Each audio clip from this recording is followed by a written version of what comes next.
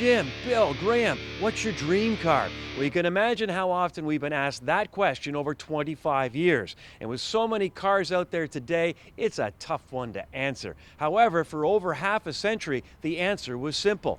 Cadillac. It was, without a doubt, the epitome of luxury. But along came the Japanese and the Germans with their luxury sedans, and Caddy became known as the car for older people, and it began to look a bit tired. But the Cadillac Renaissance began with the CTS, and now, as it celebrates its 110th anniversary, it could be said Cadillac is returning to its roots because it's launching a new vehicle that's being dubbed as a return to large luxury. It's made in Canada, and they're calling it the XTS. Introducing the Cadillac XTS Platinum Concept.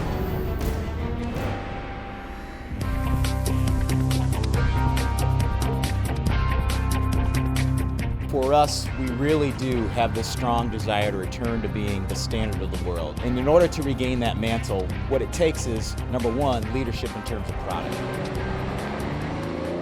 The XTS is significant because it is part of the DNA of Cadillac, a large luxury vehicle, a comfortable vehicle, but we're really modernizing the formula through the design, through the performance, and through the technology.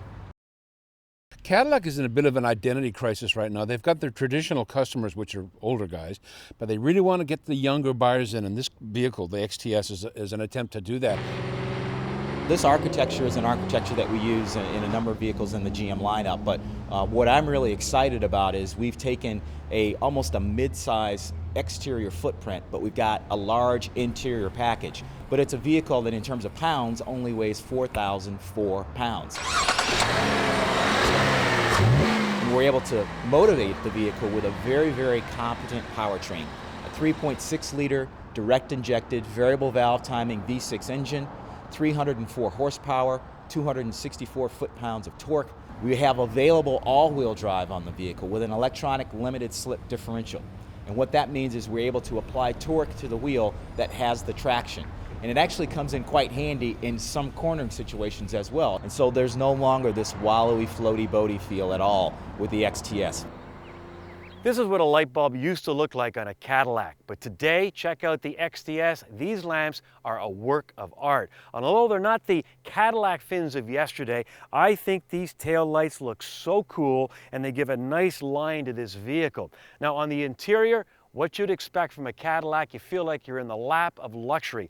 All sorts of features at your fingertip. And check out the center stack. Does it look like it's smiling back at you? Well, it is. In fact, General Motors told us that they focused this with Asian customers, a big market for Cadillac. And when they got in and saw that center stack, they said, we feel happy. And hey, if the consumer's happy, Cadillac's happy.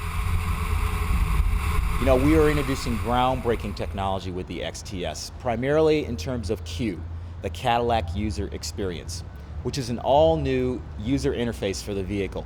Touchscreen capacitive controls, very similar to an iPad, for instance. So the Q is very impressive. In fact, all manufacturers now are adding all these bells and whistles, and I understand why Cadillac is doing that. However, let's not forget this is not a CTS. It is aimed at an older demographic, 59 and up, and they're probably driving an STS in Florida as we speak. So, along with these 65 presets in the radio, do these people really want or care about all this new technology? The nice thing about Q is it can be as simple as you want it to be or as complex and detailed as you want it to be. Are they going to get the younger buyers? I don't know. I mean, I think, I like the car. I think it's terrific handling. It's right up there with BMW and Audi and Mercedes. No problem. Could use a bit more power, but as a vehicle, I like it a lot. I don't know why people wouldn't buy it. Those folks that are looking at some of our luxury competition like an A6 or a Mercedes-Benz E350, they're going to take a look at this beautiful, stunning vehicle, and I think they'll give Cadillac a second look. It handles great, the balance is amazing in it. Just for a stock car right off the bat, it's amazing how well it really drifts.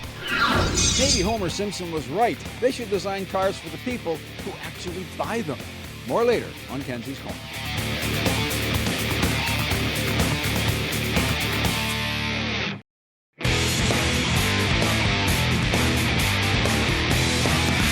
On this edition of Test Drive, you're in for a real treat. I'm going topless. Now fortunately for you, it's this Z4 that's got the top off and not me.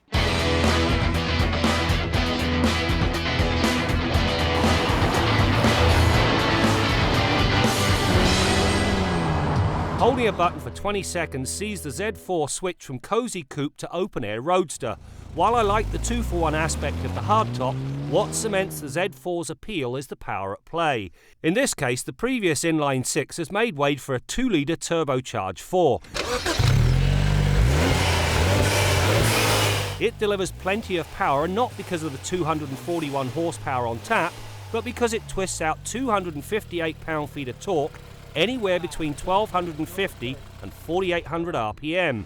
As there's absolutely no turbo lag, the engine basically pulls from just off idle right the way through to the 7000 RPM red line. This willing work ethic sees the Z4 sprint from rest to 100k in 5.9 seconds, and it manages the more important 80 to 120 passing move in 4 seconds flat. This new 4-cylinder turbocharged engine has an upside and a downside. The downside is it's just not as smooth as BMW's legendary inline 6s. It also sounds a little gruff until it gets up into the rev range. Now the good news, this engine, in spite of delivering better overall performance, actually consumes 20% less fuel than the outgoing 6-cylinder engine. Now that's like having your cake and eating it too. It also explains why this engine will find its way under a lot of BMW hoods.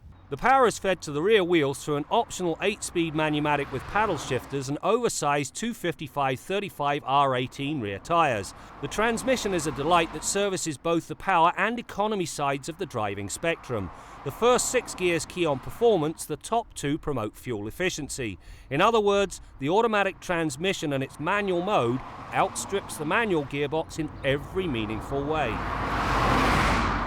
Considering this is a hardtop, there's actually quite a lot of cargo capacity. With the roof upright, 10.9 cubic feet. Now if you want to drop the roof, you put this protective cover in place. It looks after the luggage and it protects the roof. Now the problem is, it does cut the cargo capacity to 6.4 cubic feet, but that's not the real drawback.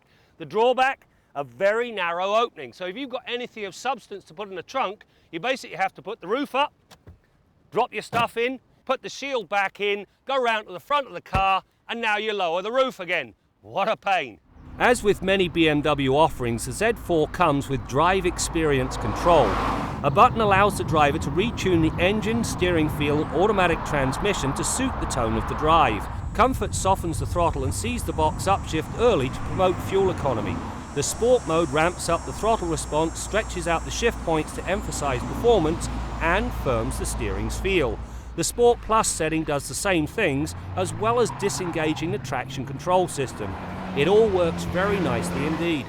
Now this BMW Z4 is very nicely equipped, and so it should be. There's almost $14,000 worth of options on it. Forget the lot, just take the automatic transmission and the Sport package. You get nicer wheels and tyres and these wonderful seats, and you're only spending about $3,500. And while I'm on the warpath, well, there's 2 other things I didn't care for. As with all convertibles, when the roof is up, the sight lines in this Z4 are not all they should be. It needs a backup camera, not one in this car. The other thing, when you lower the roof, you hold one button, everything's done automatically. When you want to put the roof up, again, you hold one button. It does the lot except shut the windows. To do that, you've got to reach over here to a different button. Why? When it comes to handling, the Z4 is very nicely dialed in. As the riders sit well back in the chassis, it's as though the car rotates about the driver's natural yaw sensor, one's posterior. This delivers exceptional feedback. The fact the steering is perfectly weighted and supremely balanced in its performance makes the Z4 a very easy car to drive to its considerable limit. Helping matters is the fact the new engine is now shorter, and so less of it sits ahead of the front axle, which serves to reduce understeer and sharpen things even more. Nice brakes. This new BMW Z4 is an absolute delight. Not only do you get 2 cars for the price of one, a cozy coupe and an open-air roadster, you get better performance and better overall fuel economy. Now, if I were buying, forego some of the packages. You do that, you'll save yourself a whole bunch of coin, and you will not kill this car's innate charm.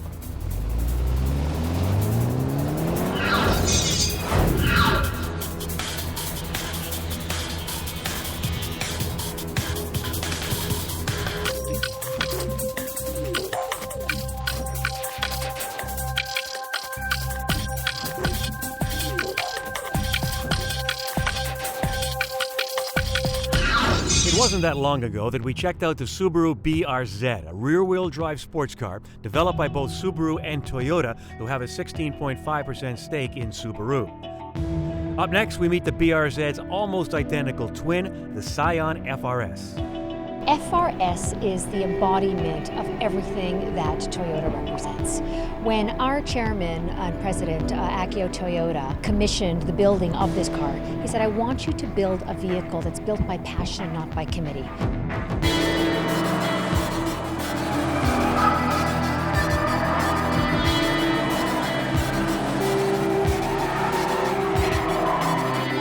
Okay, so Toyota is excited about the FR-S. However, since Subaru did the engineering and development of the chassis and powertrain, and Toyota was in charge of design, the question that begs to be answered, is the BRZ and FR-S a Toyota or Subaru? Very good question. Depends who you ask. This is a Toyota. Out and out is an absolute Toyota. The FR-S is built on that heritage of design and engineering. It's a Subaru. I mean, we've been, the development started back in 2007. Subaru is responsible for the engineering of the vehicle. It's made in a Subaru factory. It is absolutely built on the passion that Akio Toyoda has. And you have to appreciate, Akio Toyoda is a race car driver himself. The engineering is Subaru, the motor is Subaru, the transmission, the drivetrain, everything is Subaru.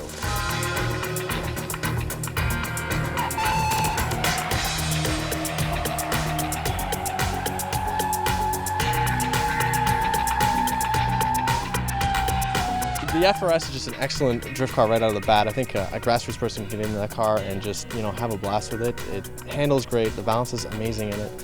Just for a stock car right off the bat, it's amazing how well it really drifts. A key thing for drifting for a car, obviously front engine, rear wheel drive. We look for power, grip. Grip's definitely a big issue, and balance. Good balance makes for a very good drift car.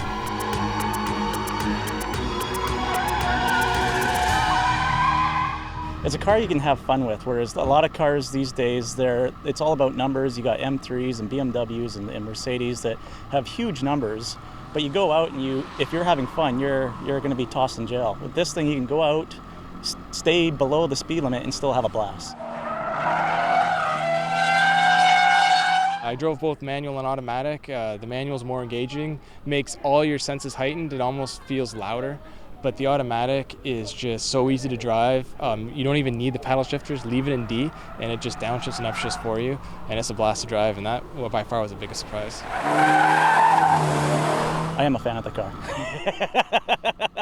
I knew I would be at the beginning, but now that we've had it out of the track and been able to put it through its paces, it's everything I hoped it would be and expected Toyota Scion to deliver. We've done nothing to the car. It's completely bone stock right off the bat. Just works amazingly, really. It's got just enough power to have a good time, and it makes you want to nail the right lines down and just improve as a driver. It really teaches you how to become a better drifter, really. You can't go wrong with this car. It's amazing how well it really performs and handles as a drift car. And I think they're going to be used worldwide as drifting, and they're going to take some wins, that's for sure, these cars. The insurance companies are at it again with a new program called The Price is Wrong. Well, for a change, I couldn't agree more. See what I've got to say on motoringtv.com.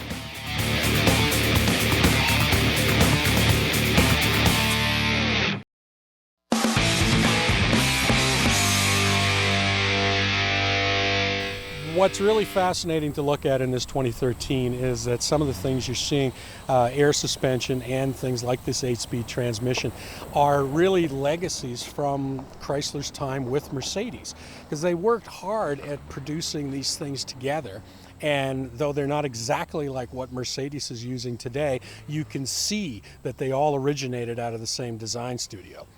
The Motoring Tip of the Week is brought to you by Walmart.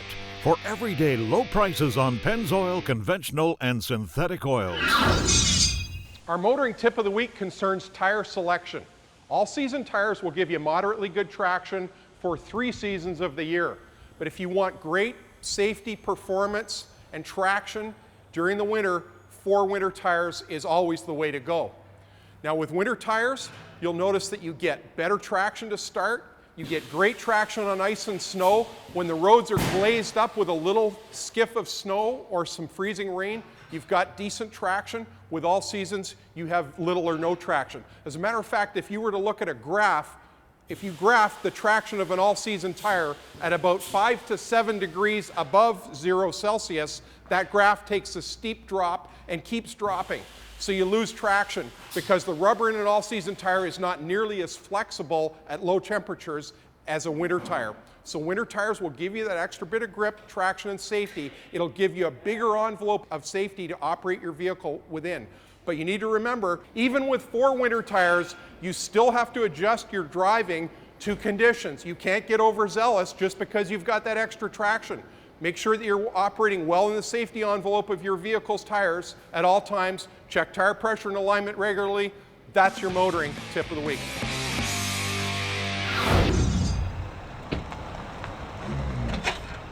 Oh my God, I shouldn't have been text messaging and drinking coffee and surfing the internet all at the same time. Thank God for Volvo. Thank you XC60. You know, it wasn't that long ago we checked out Volvo's anti-collision technology known as City Safety. Other car makers have the same technology, especially the premium brands, but now we've got a new player in the game to try and save ourselves from each other, and that car maker is Subaru.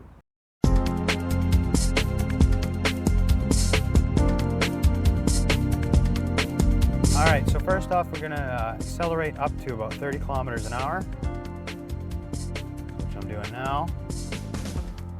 I'm gonna let off, take my foot away, even my hands. And there you go. It's called the Subaru EyeSight system. It's an innovative new safety feature available on the 2013 Legacies and Outbacks. It uses 2 cameras, so the system can actually recognize objects out on the road.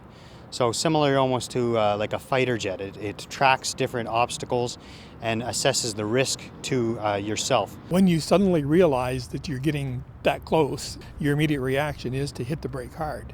Now, if you do, that's all for the good, but it's really hard not to put your foot on the brake. In certain scenarios, if the visibility is poor or the cameras have been impaired, it will be disabled and it will notify the driver of that. The system can be deactivated by the driver if he or she so feels. Okay, it's great technology, but I can just see the lawyers now rubbing their hands together with glee. I mean, think about it. Guy gets in his Subaru, flicks the EyeSight off, ends up rear-ending somebody, flicks it back on and says, "Officer, it wasn't me, it was this EyeSight technology." I don't see that happening at all, because one of the things that we keep stressing is that the responsibility for driving lies with the driver, and so the onus and responsibility is still with them. But what EyeSight does is gives them some additional benefits that make driving more relaxed, more enjoyable, and make them feel more confident, but not overconfident.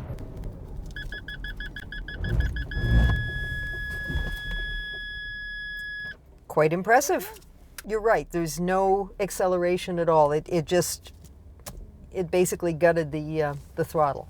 It was difficult for me to try to drive into the back of something because that's just not what I'm trained to do. So that was a little bit difficult. But once you realize what this can do, yeah, it is pretty impressive, the sort of technology that goes into this. With some of the other systems, if you do touch the brake, it shuts everything off. With this one, it doesn't. If you touch the brake and you don't touch it hard enough, it actually applies the brake harder, and I think that's a big plus. This is the sort of thing that part of me wants to say, let's just train drivers much better, and we don't need stuff like this. And the other part of me says, if we're not going to train drivers better, then I hope that the person that's behind me has something like this in their car. And in reality, this system, in order to pay for itself, it only has to activate once.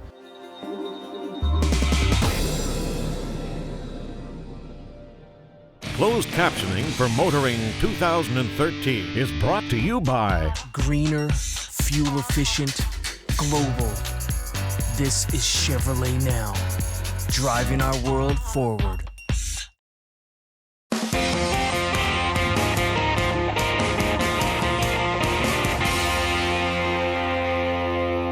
When car companies introduce new cars to the media these days, it seems we don't spend any time talking about engines and suspensions. It's all about connectivity. We get some tall, skinny dude with the earrings and the tats and the spiky hair telling us about how they can tweet and Facebook and email and use Slacker and Pandora. Meanwhile, of course, we're driving into bridge abutments, so they have to come up with technology to keep us from doing that. And I started to think, if you know what Pandora and Slacker are, chances are you are a slacker. You're living in your parents' basement. If you have a job at all, you're probably flipping burgers at Mickey D's. You can't afford a new car. Who are they trying to sell these cars to? Well, you know, this all started with the BMW 7 Series a bunch of years ago with the infamous iDrive. No, you drive. I'm not going to drive. Who buys that car? 80-year-old guys who make enough money to pay off the Greek national debt. The only reason they marry young women isn't to have sex. It's so they can find somebody who can work the remote. These guys can't handle this stuff. Even modern cars, even regular cars now, they got all this fancy technology. Why doesn't somebody come up with a car aimed at the kind of people that can actually buy them? Forget about room for your golf clubs. Where are you going to put your shuffleboard sticks? How about a place to put your walker? Maybe you can grind the windshield to the prescription of your multifocal glasses. Maybe you have a place to recharge your hearing aid batteries. Now, where was I going with this? Damn it, I forget. We're just outside of Malibu, and this is the famous Pacific Coast Highway in Southern California. And what you don't see a lot of on this highway are Cadillacs, BMWs, and Mercedes, but not Cadillacs. Well, of course, Caddy is hoping to change that with the new XTS. No, it's not a CTSV, but it's not supposed to be. It's big, it's luxurious, and let me tell you, it's a well-handling machine. Now, I know one place it'll be popular, a place that they love Buicks and Cadillacs, and that is the biggest automotive market outside of North America, and that is China. Before we go, make sure you check us out at motoringtv.com and join us on Facebook for the total motoring experience. That's it for now. We'll see you next time out as we continue to bring you more stories about cars and the people who drive them. I think they've kind of hit two demographics here instead of the previous one, which was kind of that geriatric car. I think now they're leaning a little bit more toward, I might be nearing geriatric, but I don't necessarily want to admit it yet.